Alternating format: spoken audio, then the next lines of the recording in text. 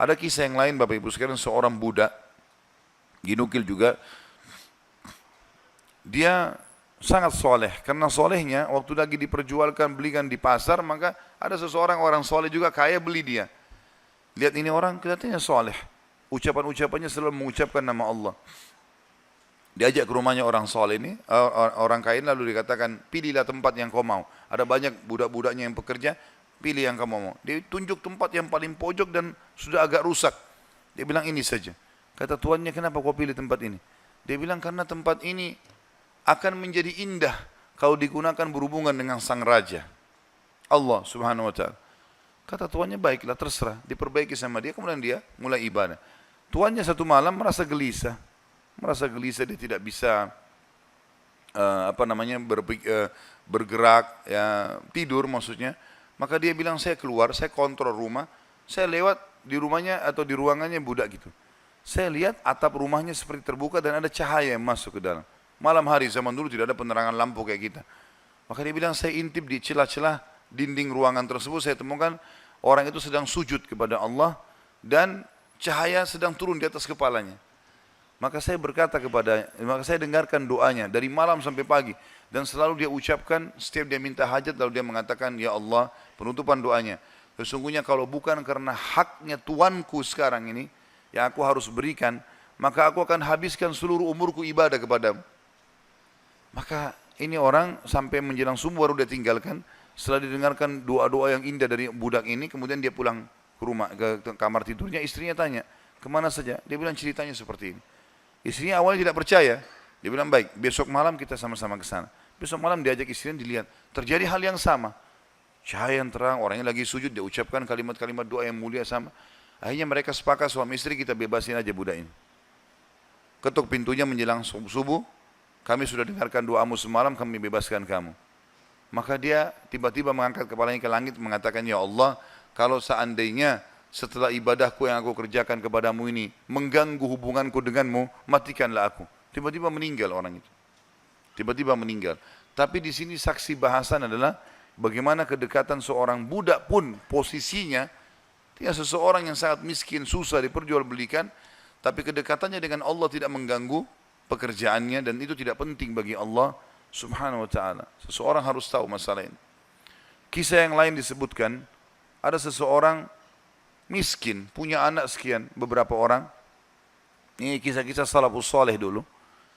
Dia pas mau makan sama istri sama anak-anaknya, ada 4-5 orang anak, mau makan sama-sama, dan cuma ada sedikit makanan, tiba-tiba ada yang ketuk pintu, orang miskin. Dia bilang begitu, mau dihidangkan makanan, mau makan, ada yang ketuk pintu. Saya suruh istri saya buka, dibuka pintu, ternyata ada orang miskin yang minta. Mereka miskin, ada orang miskin lagi minta. Kami sudah sekian hari enggak makan, berikanlah makanan. Istrinya tanya dia, kasih makanan. Dikasih makanan semuanya. Karena kalau dibagi dua juga enggak cukup. Orang itu juga punya anak banyak. Dia sama istrinya orang mukmin. Berjalan waktu beberapa saat setelah kalau kita mungkin berapa jam, kelaparan semuanya. Anak-anak lapar, dia lapar, istrinya lapar. Tengah malam nih. Ya, kalau kita sekarang di awal malam, jam 12 malam gitu. Istrinya bilang, bagaimana? Anak-anak menangis semua kelaparan. Kita juga kelaparan semua. Dia bilang, baiklah, saya akan keluar, saya akan cari rezeki Allah. Nanti Allah akan kasih nanti. Dia bilang, orang ini cerita, dia bilang, saya keluar dari rumah, saya pergi ke masjid dekat rumah. Kemudian saya sholat malam. Sambil berdoa kepada Allah.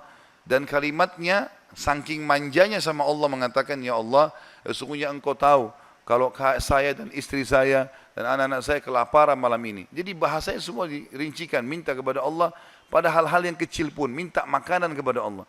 Saya malam ini lapar ya Allah, berikanlah makanan. Gitu kan?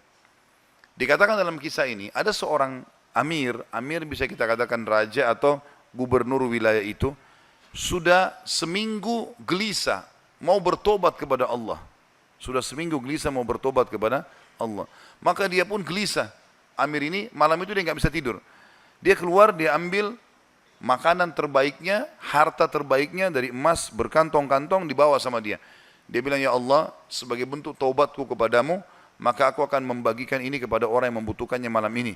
Dan aku tidak akan memegang tali kekangan kuda ini, aku akan biarkan dia menuju ke arah yang manapun kau pandu. Maka kudanya pun jalan, hanya masuk ke dalam masjid yang ada orang susah tadi. Ini kisah nyata. Pada saat masuk dia bilang, Amir ini bilang, saya tidak tahu kenapa kuda saya ke sini, tapi ini rumahnya Allah. Pasti ada sesuatu.